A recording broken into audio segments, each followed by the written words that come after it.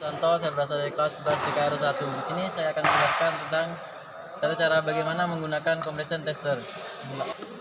Pertama, kita buka busi pada silinder 1.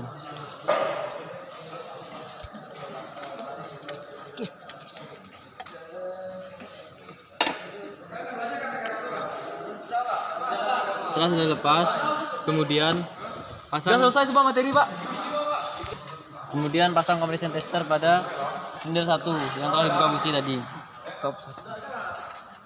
Benar, Pak Cowok. Salah.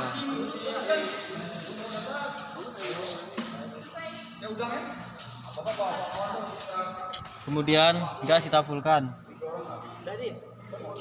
Setelah itu kita start. Start kencang. Kencang, start kencang.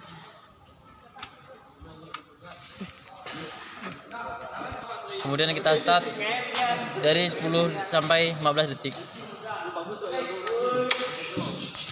Enggak mampu aki, weh. 1 2 3.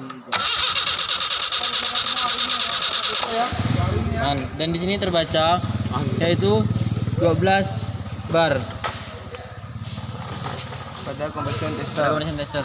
Setelah itu, sudah kita buang angin pada tombol sini. Kita tekan. Maka jarum akan turun perlahan. Laju tuh, Cok. Sekian dari saya. Terima kasih tentang penjelasan compression tester.